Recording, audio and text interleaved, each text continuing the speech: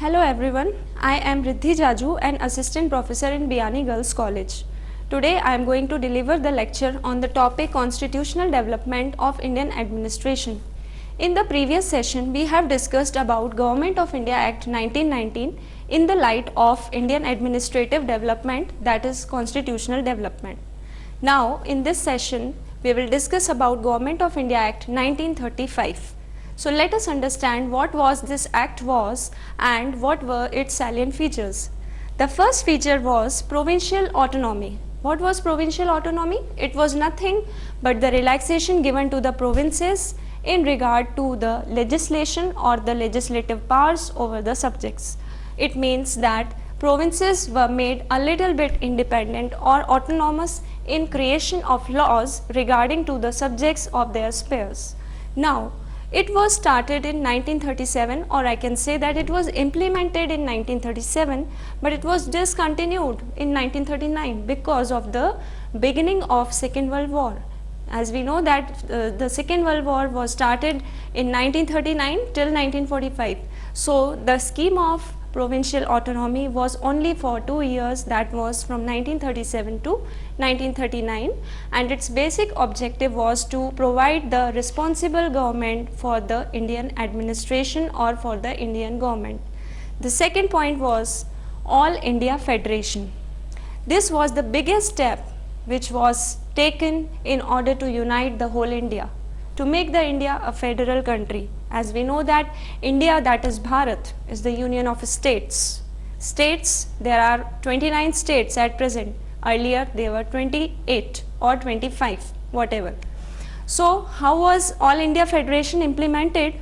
At that time there were many princely states, there were many provinces which came forward to make India an independent nation. And as we know that the name of Sardar Vallabhbhai Patel is the leading name in this step or in this purpose. Although the step was taken, but it was not successful because of the beginning of Second World War. So I can say that due to Second World War, many of the provisions of Government of India Act 1935 was not able to be implemented. The third point was the most important point, which was the creation of three lists. The three lists, under which the first one was federal list, the second one was provincial list, and the third one was concurrent list. These subjects, many subjects like defense, armed forces, banks and revenue matters dealt with this list. These were the important matters which were in the hands of British government. The second one was provincial.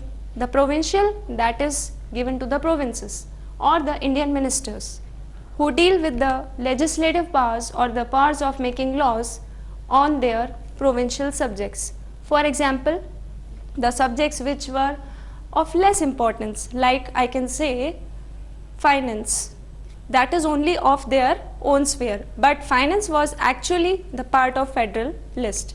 So finance was not included, but some cases or some part of financial resources were given to them so that they can become more responsible toward their local affairs.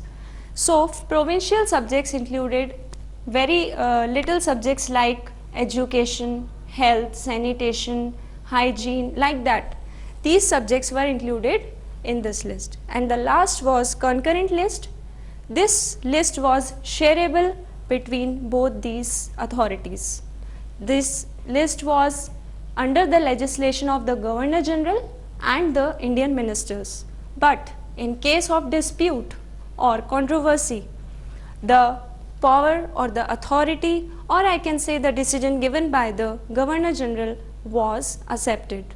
And the last was the residuary subjects or the residuary powers, which were in the hands of again Governor General only. He is the authority who deals with those powers which were of some importance related to the central government. Now another feature was bicameralism. As we know that bicameralism is nothing but two chambers. Two chambers, that is two houses.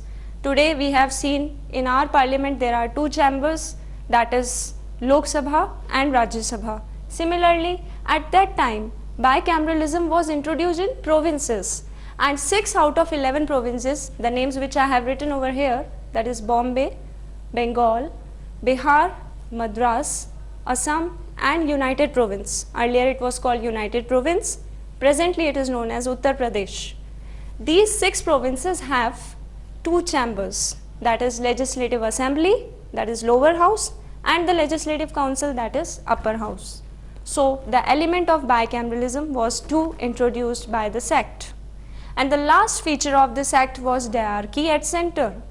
As we have earlier studied that the Government of India Act 1919 dealt with diarchy in provinces. Similarly, the same category, the 2 subjects, central and provincial, the same 2 types of subjects, transferred and reserved, were followed or were introduced at the central level, but it was not succeeded. Again, the reason was broke out of Second World War. So this is all about the Government of India Act 1935, and I hope that you have understood this lecture very well. And thanks for listening me once again. Thank you.